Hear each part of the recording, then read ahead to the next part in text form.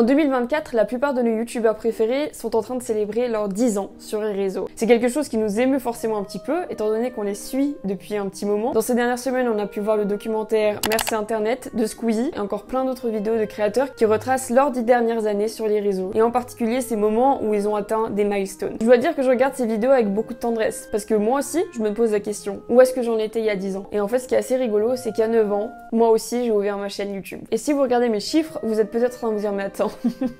Mais quelle douceuse, genre en plus elle persévère quoi. Il y a un moment faut peut-être qu'elle arrête. Alors la question se pose, est-ce que ce que j'ai fait ces 9 dernières années sont des échecs? Est-ce que tout ce que j'ai fait n'a servi à rien parce qu'en fait je n'ai pas connu le succès que tout le monde devrait connaître après tant de temps sur les réseaux sociaux? Laissez-moi me remettre comme il faut. Enchanté les cocos, moi c'est Nao, j'espère que vous allez bien. Je vous ai appelé les cocos.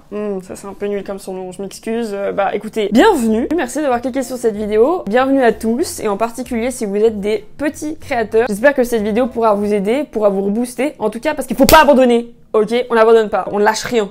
On lâche pas. Si vous êtes nouveau, n'hésitez pas à vous abonner. N'hésitez surtout pas à commenter parce que n'oubliez jamais qu'un commentaire de votre part, une petite astuce, un petit conseil, une petite question peut être bénéfique aussi bien pour vous que pour le peuple. En faisant ça, vous décidez de ne pas être égoïste. Arrêtons de tourner autour du pot. Si vous êtes un petit créateur, c'est trop génial. Vous êtes à un moment où vous pouvez vous développer, vous pouvez créer. C'est le moment d'essayer, de tester, de faire. C'est trop génial. Honnêtement, je crois que c'est un des moments où on apprend le plus. Profitez-en. Et donc, en vient mon premier conseil. Arrêtez de vous surprotéger. Arrêtez de vous dire « Non, mais ça va pas si je fais ça, nanana. » Protégez-vous, hein.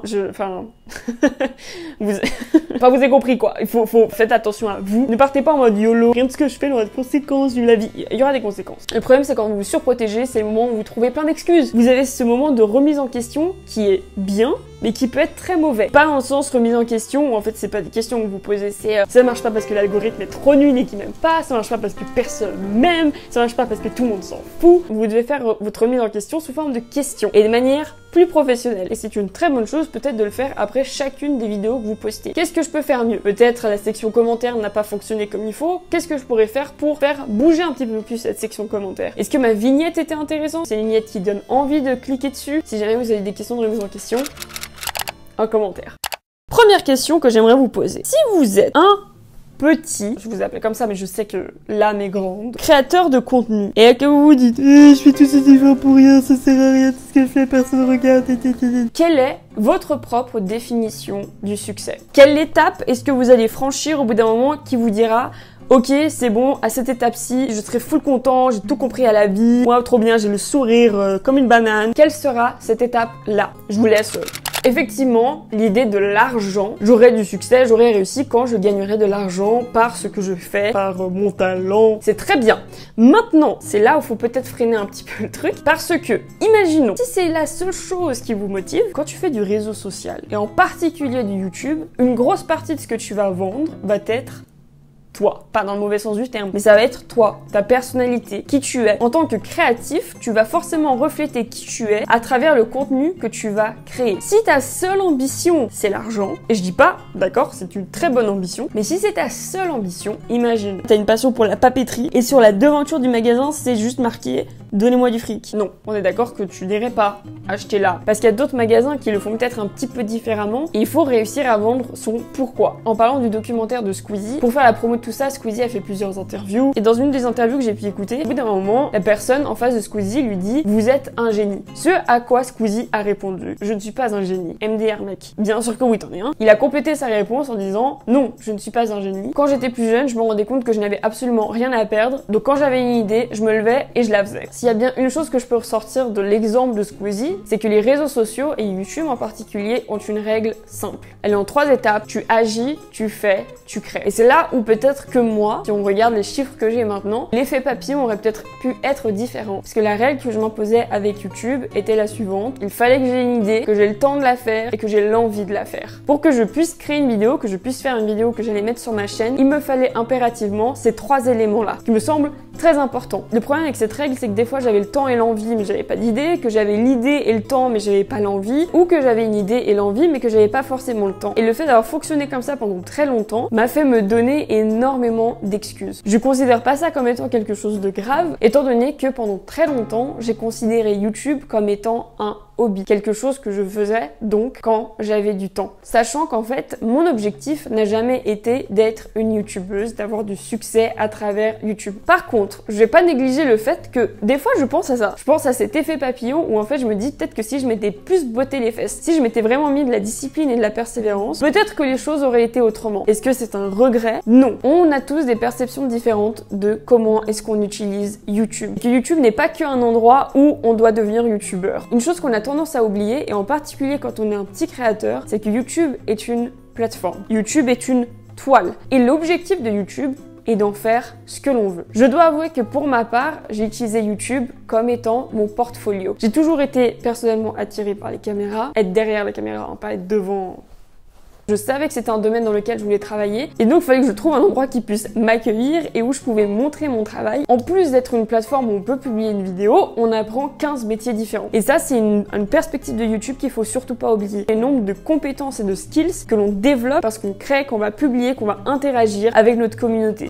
Maintenant, si vous êtes un petit créateur et que vous en avez marre de pas popper, vous en avez marre de pas avoir des marques qui vous contactent en DM pour dire waouh, s'il vous plaît, devenez l'égérie, on vous offre plein de produits gratuits et on vous paye plein d'argent et vous êtes assis tranquillement, patiemment dans un petit fauteuil en attendant que les choses vous tombent du ciel, les amis. La règle de base est simple, il faut que tu montres ce que tu sais faire. Comment tu veux que n'importe qui vienne vers toi? En fait, j'ai rien parce que personne n'a voulu signer quelque chose avec moi.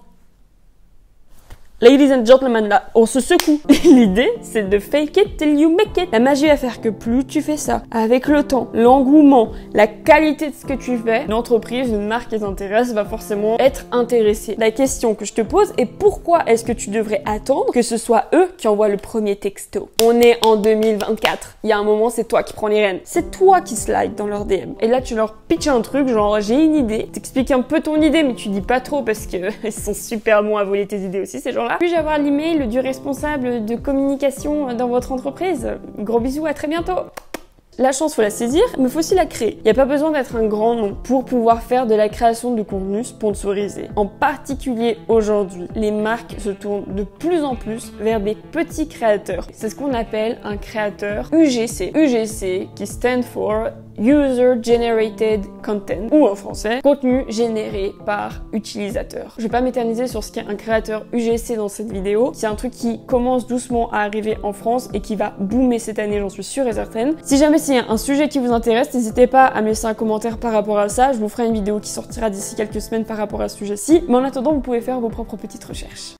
J'ai un peu faim, je suis désolée si vous entendez des gargouillements. Une chose qui est essentielle, ne vous dites pas « Oh, je n'ai que 100 abonnés, je n'ai que 300 abonnés, je n'ai que 400 abonnés. » Pendant un moment, et donnez-moi une claque, je me suis fait un petit peu cette remarque. Il y a un moment, je me suis dit « Oh, trop la honte, je n'ai que 400 abonnés. » J'ai eu l'occasion de faire un camp de vacances, immensissime, certes, parce qu'on était 400 participants. Tous ceux qui sont à la FSY, big up. Et plusieurs fois, on s'est rassemblés plusieurs fois, donc les 400 participants dans une salle pour un meeting. Je me suis dit « Mais punaise, c'est immense, on est tellement beaucoup. » Et pendant ce meeting-là, il y avait des questions qui étaient posées, on demandait aux jeunes de participer et tout. Et t'avais des gens qui osaient lever la main pour répondre devant ces 400 personnes. Et je me suis dit, mais attends, mais t'imagines le niveau de confiance que t'as comme ça pour parler à une audience? Imagine le niveau de confiance qu'il faudrait pour parler devant 400 personnes.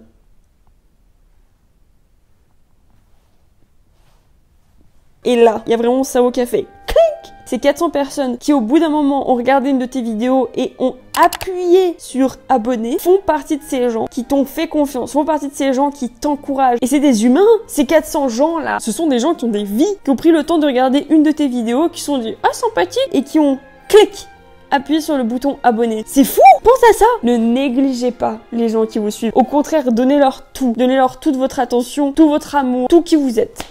La dernière chose que j'aimerais partager avec vous, amusez-vous. Si vous regardez la base de la base de la base de YouTube, d'avoir un endroit où on peut partager sans limite, de pouvoir stocker nos souvenirs, de pouvoir nous amuser, de pouvoir créer, de pouvoir développer, de pouvoir créer des connexions, tout ça, c'était la raison de pourquoi les réseaux sociaux, c'était la raison de pourquoi YouTube. Je trouve que ce serait juste trop bête qu'on se lance dans un truc comme ça, sans s'amuser quoi, sans rigoler, sans s'amuser, sans apprendre, ça servira à rien.